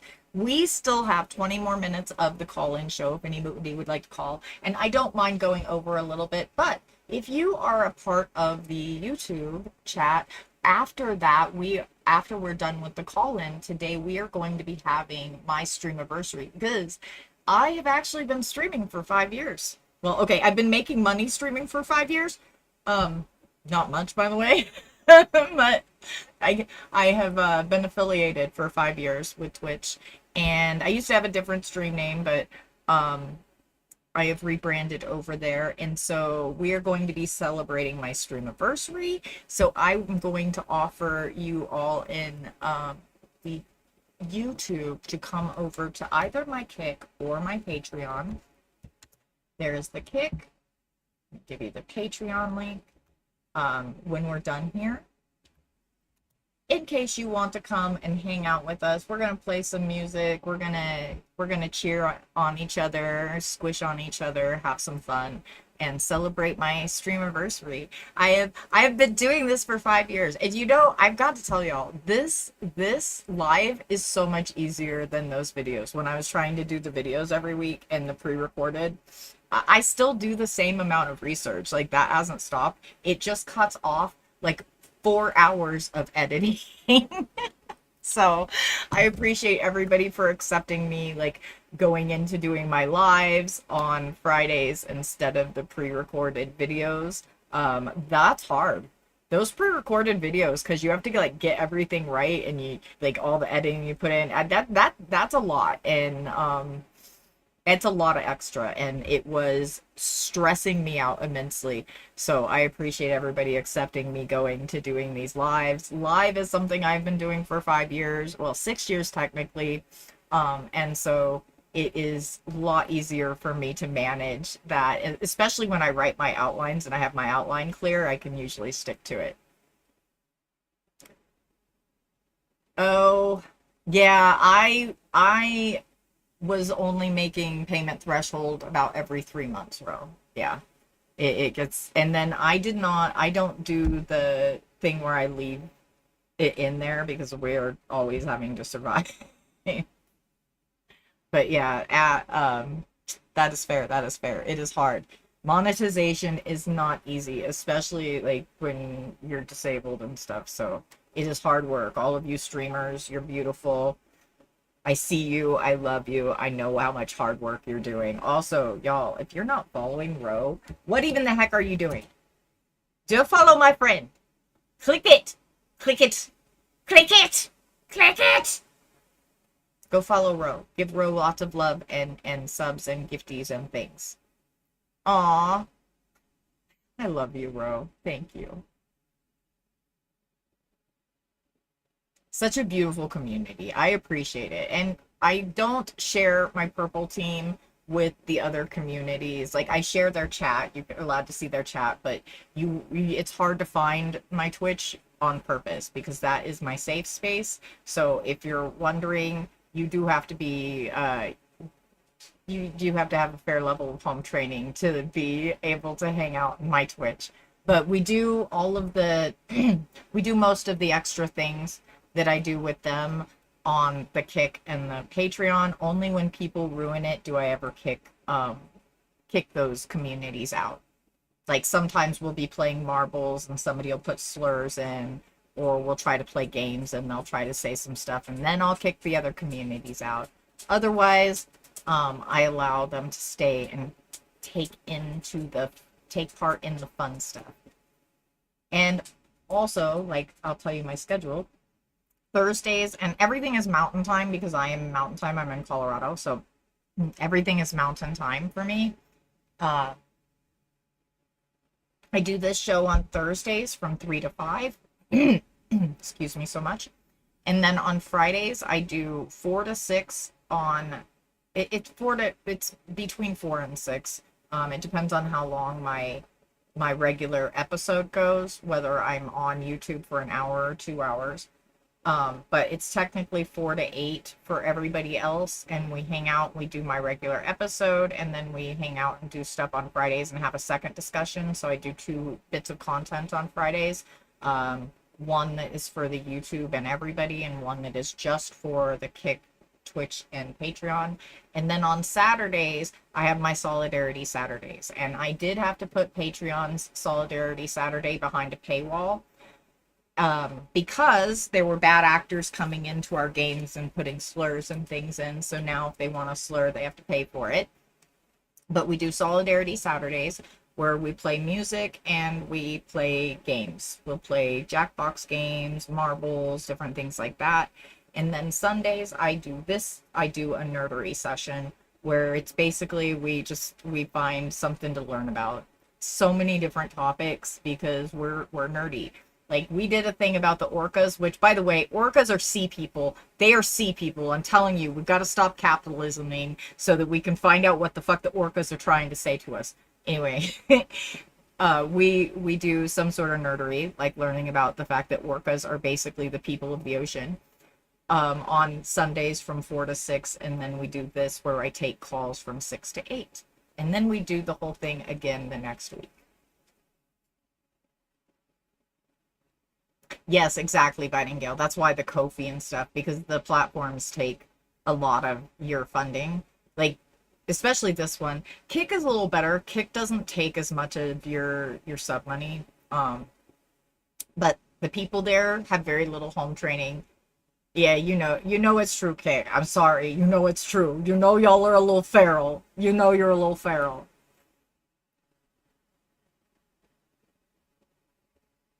Though the coffee helps. The coffee helps a lot. The coffee is probably the only way we survive sometimes, and I'm very grateful. Thank you very much for all that do donate to us. Oh, by the way, I have not done that. I have not shown you my coffee. I have a coffee. If you would like to donate to helping keeping us going and, fed and things, you can do so here. Or you can sub up on either the Twitch or the Kick or the Patreon. I also have a Patreon, by the way. Oh, biscuits. No, don't reload site. There you go, Patreon. Here's this link. But let me also give the Patreon to the other people. Here is my Patreon, everybody. If anybody would like, you can come over there. If you send me an address, I'll send you a handful of fuck stickers.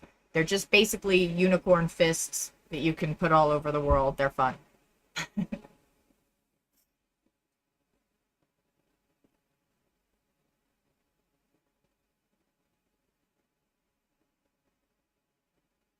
You think they want to save us? I think they do too. I don't know. They want to save themselves for sure. But I definitely want to know what the orcas are trying to say. Oh, thank you for the biddies. Because the orcas are trying to say something.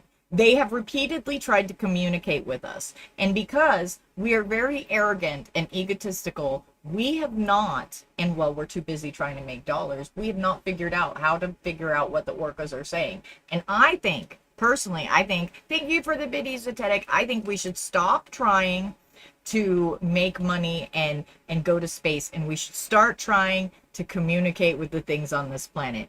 The orcas are trying to talk to us. They have things to say. There are things at the bottom of the ocean that they could tell us about that we don't know. We could learn a lot just by trying to communicate with things on our own planet. They're like right here and smart. Like, hello, octopus. How brilliant. Octopus are brilliant too, and they're social as well. Yes, Bro, I love that we're in the same like vein that you went right to octopus too. That's where I was going. Thank you for the resub, Nightingale. Octopus are very social and communicative, and they try to talk to people. In fact, the people that end up like having octopus as pets and stuff, the octopus will like grab them and hold on to them and like try to get them to communicate and stay there. They're very social. And they punch fish. Why do they punch fish? You see, these are the things we could figure out the answers to if we weren't so busy trying to make dollars. We could totally go and talk to the octopus and go, my guy, why'd you punch that fish? And maybe that fish is a Nazi and we just don't know. We don't know what ocean Nazis are like. So, you know, I'm just saying, we should probably stop trying to make billionaires richer and stop trying to go to space and start trying to figure out what the crap the ocean life is trying to say to us. Because they're telling us things. They're trying to tell us things. Holy, we're really close to a hype train. I'm supposed to tell y'all that we are in a level 1 hype train. Oh my goodness, we aren't close to a hype train. We're in a hype train. Thank you so much for the hype train. Y'all are wonderful. Thank you so much for the hype train. Oh my gravy. Holy, I'm getting hyped. Yeah, there are yes, I do like the buttons for the animals to talk. I don't have the patience to teach mine to talk, but that's cool. What the cat's talking, using buttons to talk. I just learn to listen to my cat's body language. And they tell me, trust me, they make sure that I know what they want from me. They would just call me names or something. Hey, Crystal Cat, thank you so much. Thank you for the affiliate anniversary love. By the way, if y'all don't know, I have been streaming.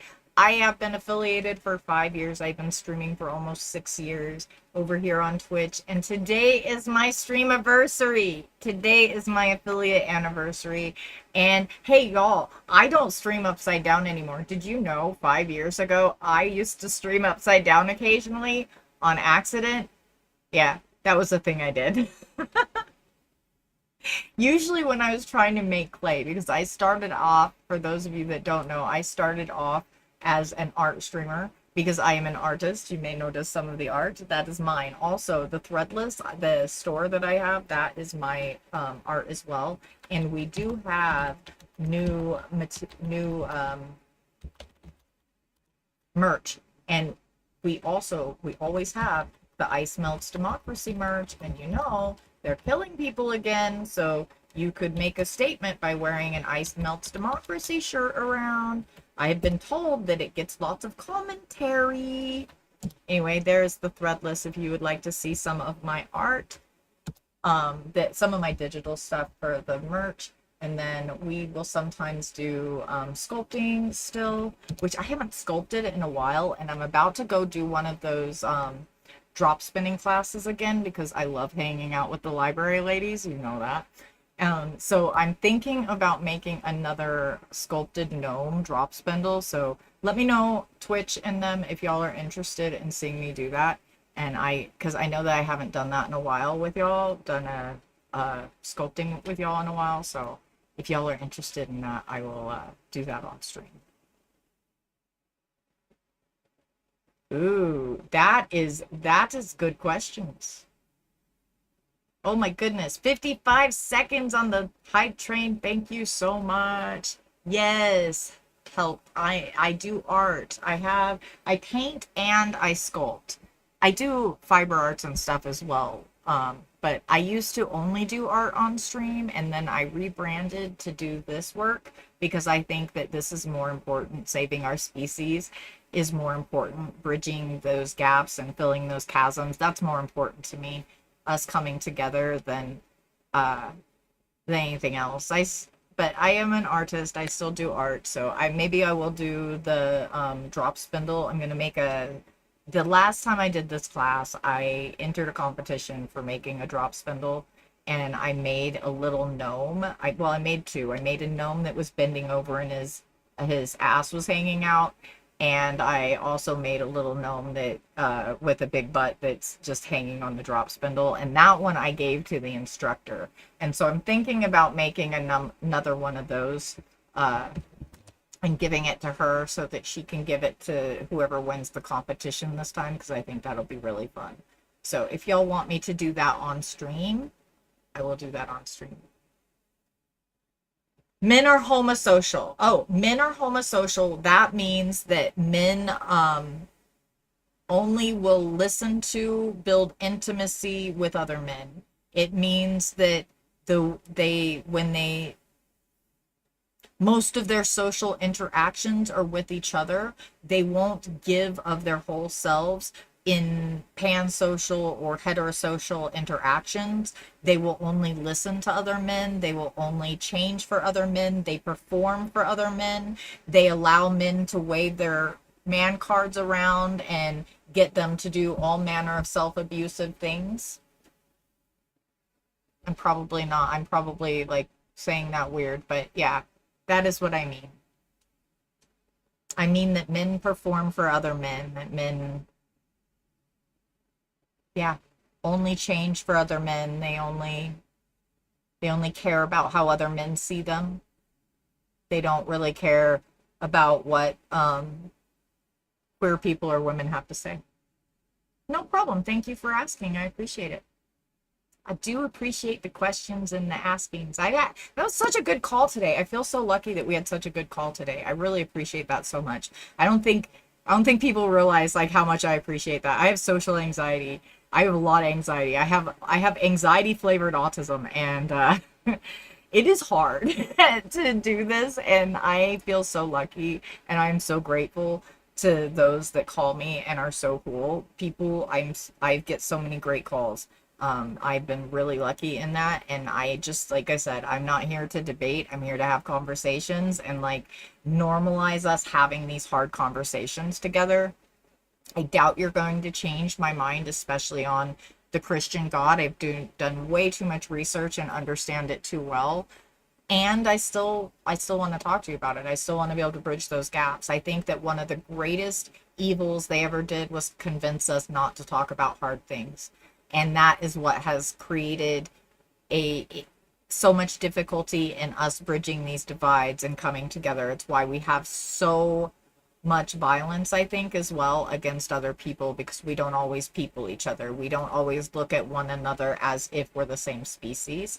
And I think that these conversations are how we bridge that, how we come back together. We learn to sit in this discomfort. We learn to have this conversation, even though it's hard, while still treating one another like people. And are there going to be contentious moments? Of course there are going to be contentious moments. I mean, hard conversations are hard, and when we don't agree and we haven't like really explored what it's like to have a pleasant conversation with somebody we disagree with, we're going to butt up against stuff. It's how we come around that and how we come back together in the conversation that is important. And I appreciate the caller so much, because they really did give us a great example of that today. Oh, Ro. Oh, gods. I may have missed that. But yeah, I love the way Dalton handles somebody trying to grab his man card, though. That shit is funny. Oh, what is this? Oh, well, obviously you did, Arcade. Obviously you asked. Or somebody in the chat did, obviously. That's a ridiculous emo. Like, why you come in here being ridiculous? Like, if you don't want to know, you know where the little X is. You don't have to be here, Boo Bear. You can go fuck off to elsewhere. You really don't have to be here. That's a choice you made, my boo. You, okay, you made that choice. You decided, I want to be here. And then you came here. And then you act like a fool. See, this is what, you ain't got no home training. No home training. Holy, where did you even, that is a crash out. Who is the picture of, though? Like, wild. You are a wild individual, okay? You're a wild individual. I'm taking it you like that whole Orange Joffrey thing. Now, you do know that if you don't like take really close care when you're down on your knees for him, that you'll get pink eye. You know that, right? It's the diaper. So like when you're doing things for him, you really need to make sure to wash both your hands and your face afterwards, or you're going to end up with pink eye, okay, Acade? I'm just telling you. I'm just telling you. I have a feeling that whoever changes his diapers is not doing the most thorough job. I have heard of the smells, Acade. I've heard of the smells. Oh, Zol, I don't like your name. In fact, I don't like your name so much that you're just going to have to go away until you decide to be not an ass face. Slur name. Okay, bye. I don't like that name. I don't like it. They have to go away. I don't even want to read it in my chat. Like, I don't even care that you're in the no home training chat. Suck it. Go elsewhere with that name. Ooh, let's go, little Dragonly. I love that for us. Yeah, that was a lot more than sus. Real.